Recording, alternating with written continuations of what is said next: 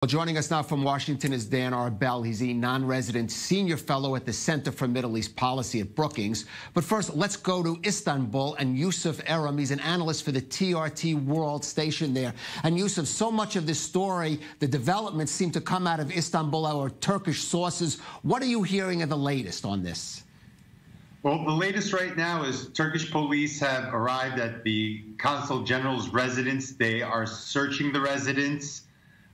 They wanted to search the residence yesterday, but they were blocked from searching it because supposedly the Consul General's family was still inside. And they finally got to searching it today. There was a meeting earlier this morning between Secretary of State Pompeo and President Erdogan, and then Secretary of Pompeo also met with Foreign Minister Çavuşoğlu. Pompeo reiterated the FBI's willingness to take part in helping out, but Turkish officials seem to have the necessary support on the ground, leading the evidence as of now. Saudi officials have permitted them to check the Consul General's residence. So we're going to have to wait to see what type of evidence they got from their residence and how it's going to be evaluated going forward. Dan, let me ask you, from what we've heard from out of the Trump administration and what we have not heard from them, where do you assess they are going, what the position they'll be taking on this as it develops?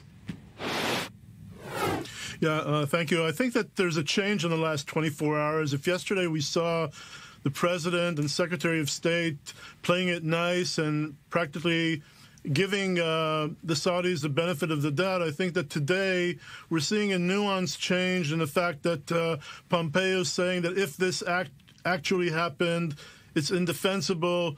Trump saying, let's wait until Pompeo comes back from Turkey to hear what's going on. So I think that they're responding to the criticism here in Washington as to their kind of carte blanche that perhaps they're giving the Saudis on this issue. I believe that the next decision-making time would be closer to Friday when Pompeo is back, reports to the president. By that time, perhaps the Saudis and the Turks would be sending all the information that they have, and so that will allow the administration to reach a decision, a first decision on this. And Yusuf, I want to ask you, we're hearing reports again, even though they're coming in places in like the New York Times, they're citing Turkish sources about a possible audio recording of the actual killing, if that's what happened, of Khashoggi. What are you hearing on that? Well, there's a lot of reports of an audio recording. Turkish daily Yeni Şafak claims to have heard the recording. They've talked about details of the recording.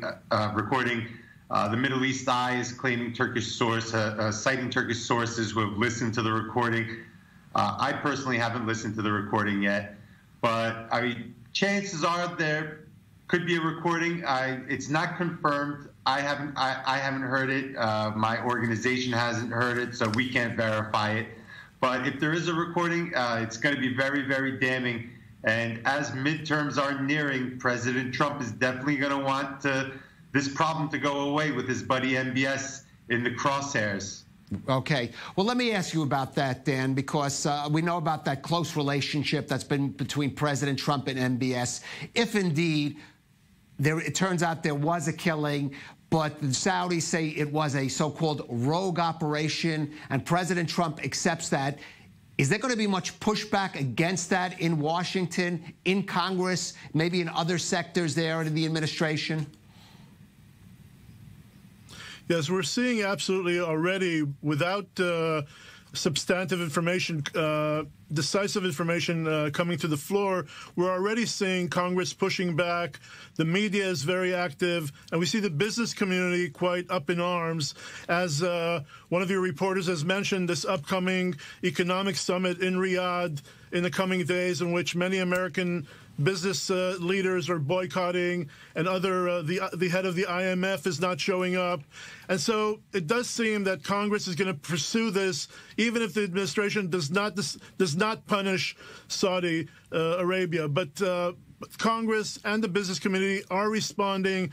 The academic community here in Washington, the think tank community, are refusing donations from Saudi Arabia. It's very interesting to see what's happening, how this is shaping up, as Saudi Arabia is discovering that its relations with the United States is not only with the Trump administration, but there are many other facets in government and in public life which it has an impact on when it comes to relations between the U.S. and Saudi Arabia.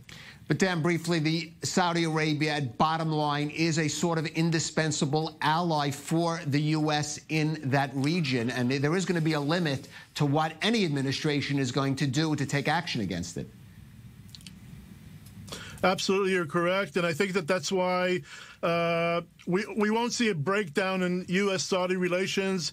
The U.S. has pretty much invested in this Saudi regime. The relationship with MBS and with his father are vital for U.S. interests in the region, for U.S. economic interests.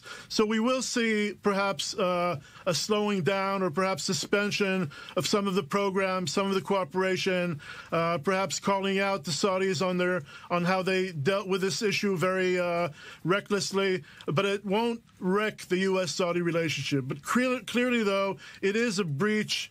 It does hurt, it does undermine, but it won't bring it to an end. All right. Dan Arbell from Brookings in Washington and Yusuf Erim there for TRT in Istanbul.